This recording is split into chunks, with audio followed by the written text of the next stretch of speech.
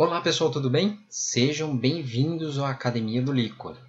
Não esqueçam de curtirem as nossas publicações no Facebook, no Instagram e se inscreverem no nosso canal no YouTube. E a aula de hoje, Laudo do Líquor, como analisar. Parâmetros importantes, nós já falamos vários no canal, porém sempre com uma abordagem e ideias diferentes para despertar em vocês a curiosidade da importância de um laudo bem feito, bem analisado, bem interpretado, que nos dá sinais importantíssimos para as mais diversas patologias que envolvem o sistema nervoso central e periférico e que o líquido cefalorraquiano apoia. Antes de mais nada, eu tenho que deixar esse recado. O líquor não se analisa sem os dados e os motivos da coleta. Qualquer análise de líquor, sem as informações, os dados do paciente, a clínica do paciente, o porquê da coleta, com quais outros exames foram solicitados e quais os resultados para que no final tudo seja interpretado, não se faz análise profissional de líquor. Não existe chute no líquor. O que se atua hoje nos laboratórios, infelizmente, é a amostra cega do líquido cefalorraquiano. Eu dou um exemplo de uma coisa muito banal que acontece, que o profissional de laboratório fica chutando se é erro de punção. Pessoal, colegas, erro de punção se resolve com um simples telefonema para o médico que fez a punção. Sempre digo isso nas minhas aulas. Por quê? Porque o seu cliente, o licorologista laboratorial, o cliente dele é o médico que funciona, é o médico prescritor. Um simples telefonema resolve esse assunto. E existem uma série de fluxos, existem uma série de teorias para a avaliação de um erro de punção, sendo que basta uma ligação e tudo se resolve. Esse é o primeiro exemplo, muito simples.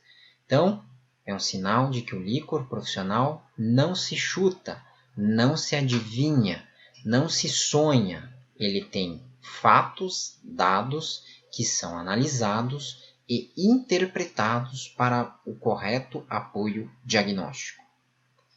Então, antes de mais nada, quais os motivos da solicitação da coleta? Vocês sabem, a gente já falou aqui no canal, mas não custa lembrar que nós temos os 7 principais motivos, que vão desde a pesquisa no momento do diagnóstico de leucemias e linfomas, tanto no diagnóstico como no tratamento, na avaliação do estadiamento.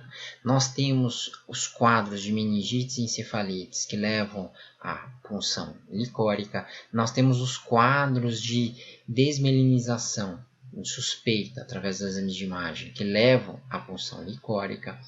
Enfim, nós temos 7 motivos que levam a isso. Ah, professor, mas nós temos que saber isso? Com certeza. Você que quer atuar como licorologista laboratorial profissional, isso tem um grande valor de mercado, uma grande oportunidade, igual a gente já comentou em diversos vídeos, não tenham dúvidas. Isso faz de você um profissional de destaque, diferente. Então, quais os parâmetros básicos no Brasil analisados? Dentre eles, da pré-coleta, nós temos a avaliação da pressão intracraniana. Importante os dados a gente ter o local da coleta, se é uma punção lombar, se é um líquor de dreno, se é um líquor ventricular, se é um líquor suboccipital. A gente tem que ter essas informações porque os valores são diferentes de referência e muitos agentes infecciosos que aparecem só vão aparecer em determinados tipos de amostras de líquor, coisas que muitas vezes nós não vemos numa punção lombar, que a maioria das punções no Brasil. Volume do líquor, importante você ter. Importante você sempre estar conversando com o médico, porque a partir do volume nós conseguimos fazer uma série de análises importantíssimas. O número de tubos, importante hoje porque nós fazemos extração de material genético e nós precisamos de tubos estéreis, sem manipulação. Então, nós precisamos de alguns frascos sendo coletados. Na parte laboratorial, análise física, com a cor, o aspecto, que muitos laboratórios, mas muitos, eu recebo mensagens tanto no Telegram, no WhatsApp, por e-mail, de equívocos de laudos, tanto de médicos como de profissionais. Não existe algumas colorações no líquor como se analisa líquidos. É um equívoco muito grande classificar o líquor dentro dos líquidos. O líquor não tem nada a ver com a fisiopatologia dos líquidos cavitários.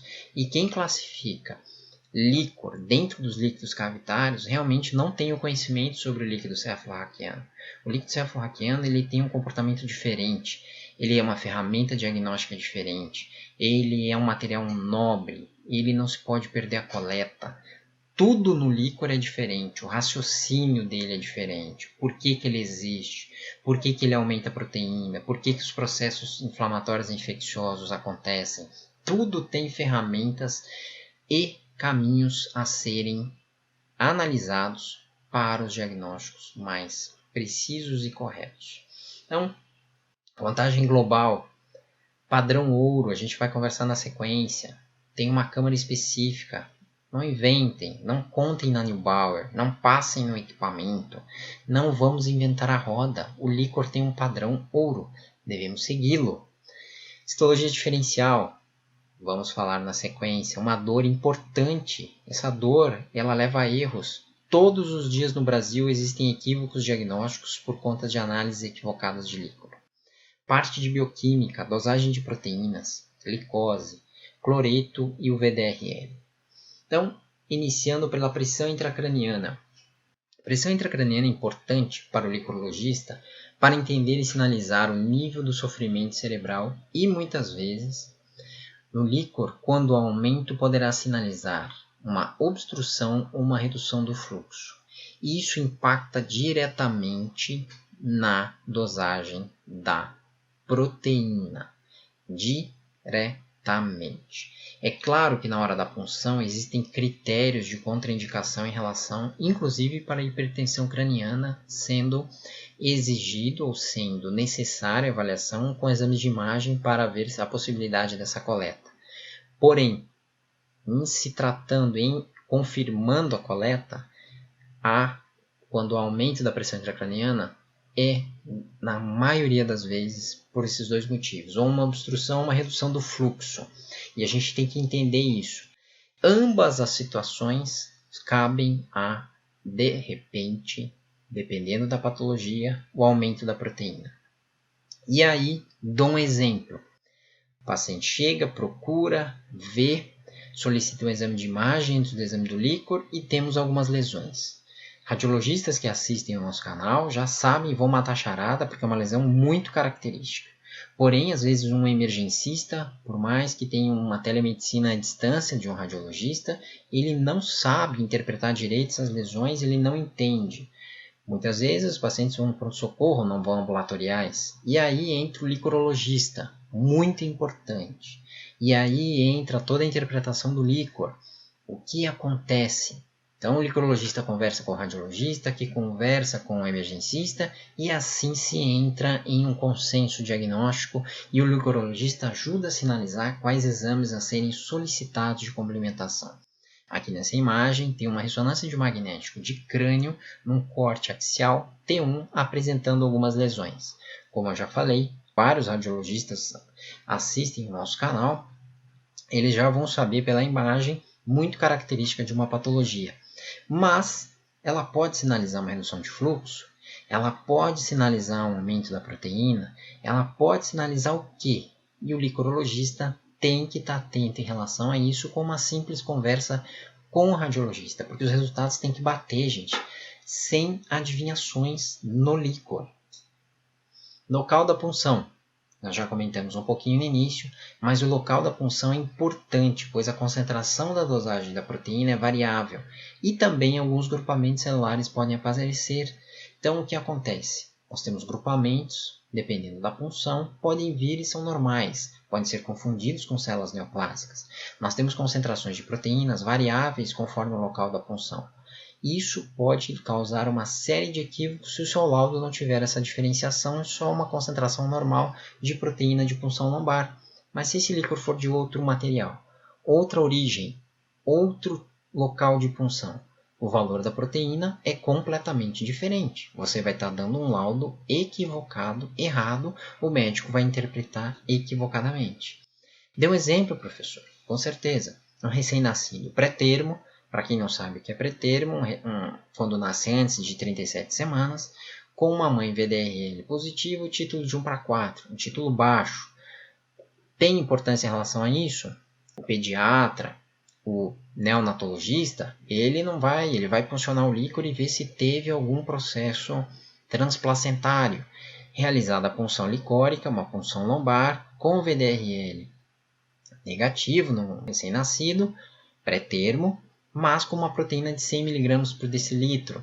Aí cai num laudo que tem um valor de referência de um adulto de 40 mg por decilitro, obviamente que 40 para 100 é alterado, sendo que em RN nós temos valores diferentes, tanto em semanas, em dias, em meses. Entendam isso, entendam essa importância. Mais uma vez, o licorologista está preparado para isso. Vamos ter esse conhecimento, nos acompanhem no canal que eu tenho certeza que vocês farão diferente, melhor e mais aprimorado. Volume. O número de exames que podem ser solicitados no licor hoje são mais de 500 tipos. Além disso, quando a pesquisa de células neoplásicas é crucial um volume e punções repetidas. Portanto, o volume é importante para o perfil que se procura e nos exames de citologia.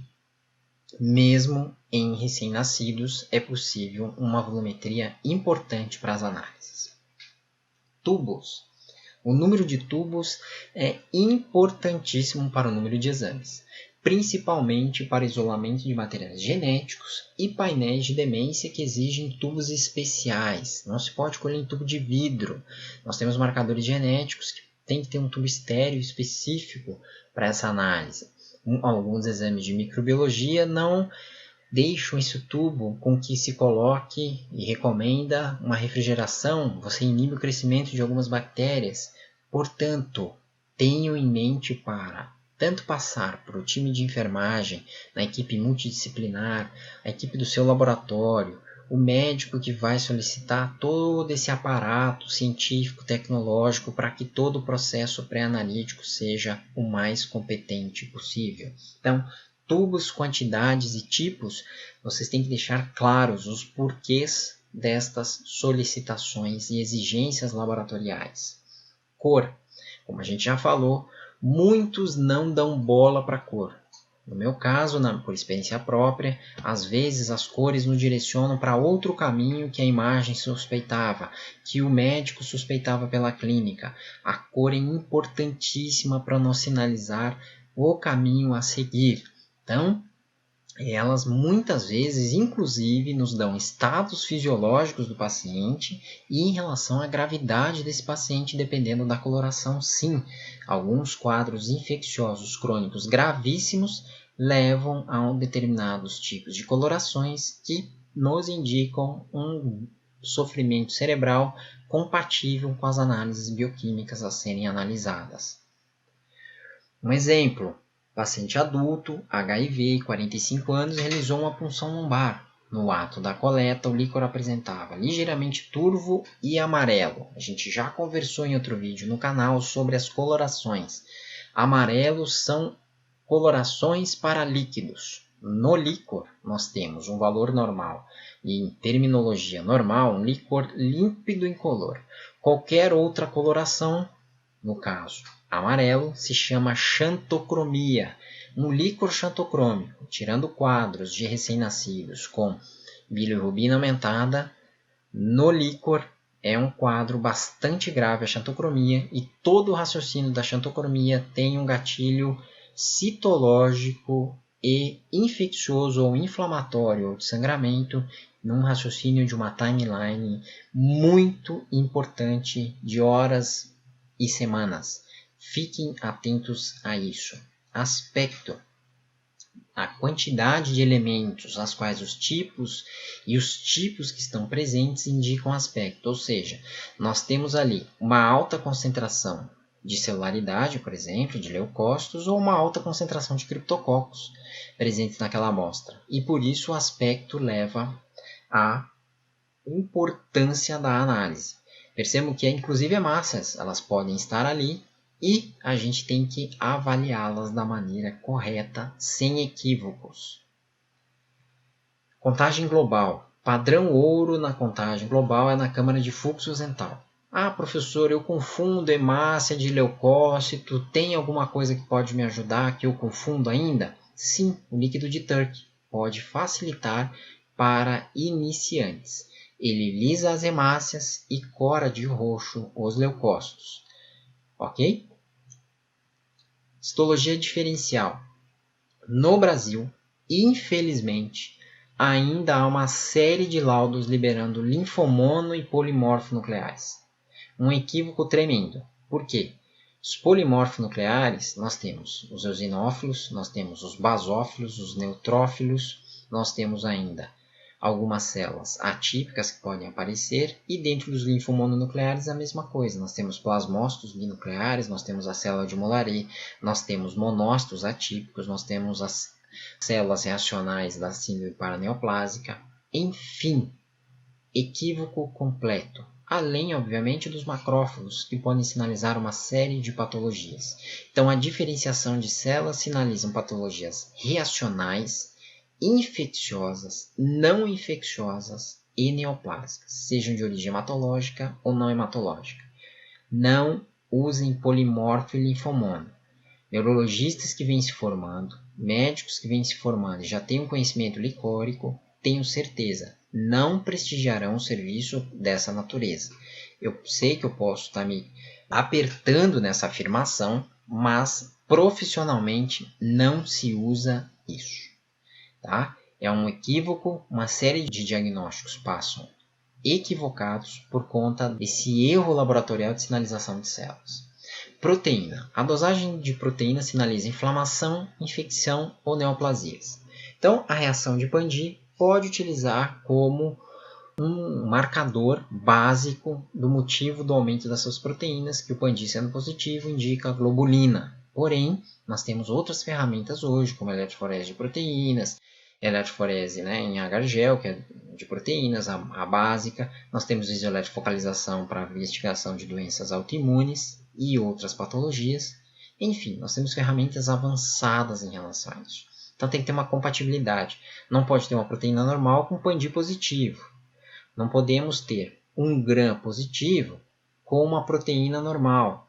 Tem algo errado. Ou essa proteína não é função lombar, é uma função ventricular, nós temos um valor diferente. Percebam a diferença? A gente tem que ter em mente isso para que não haja equívocos. Glicorraquia. Os quadros de infecções e neoplasias, ela poderá apresentar valores reduzidos, mas nós temos que cuidar também que nós temos pacientes diabéticos fazendo análise do líquor. Então, cuidar sempre com a relação com a glicemia. E atenção, glicemia capilar não deve ser utilizada para correlação. Boa parte das vezes não estão corretos os valores, tá bom? Cloretos. Este parâmetro tem uma validação antiga e está em completo desuso.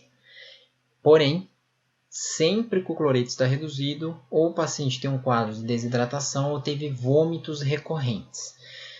Se desapeguem da lenda do cloreto reduzido na neurotuberculose. Eu, em 20 anos, nunca presenciei uma dosagem de cloreto reduzido em neurotuberculose. Sempre temos que utilizar vários parâmetros e, dentre eles, o ADA é o mais indicado, mas ele não é patognomônico. VDRL. No Brasil, nos últimos 5 anos, a neurosífilis explodiu. Fiquem atentos às avaliações no líquor. O VDR é a prova de entrada, mas a gente pode fazer o FT-ABS, a gente pode fazer a análise da síntese intratecal com os Heibergramas, a gente pode fazer as análises de síntese intratecal latentes em relação a isso. A sífilis é uma bactéria lenta. Quando infiltra o nervoso central já foram anos de multiplicação, já muitas vezes tem degeneração neuronal. Então, existe um comportamento licórico atrelado à doença. E conforme o estágio dessa doença, nós temos um comportamento dos parâmetros, conforme eu já falei anteriormente.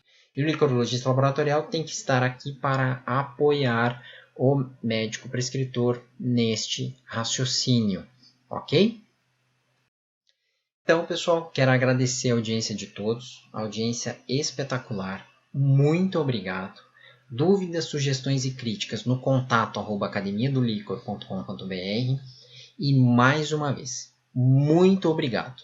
E não se esqueçam, dia 2/10 darei uma aula de um dos vídeos de caso clínico que eu postei aqui no canal, ao vivo no Instagram.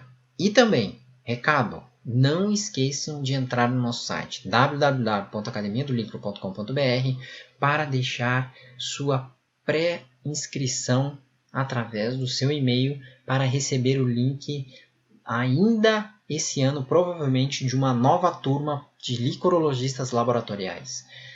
Ok? Muito obrigado e até a próxima.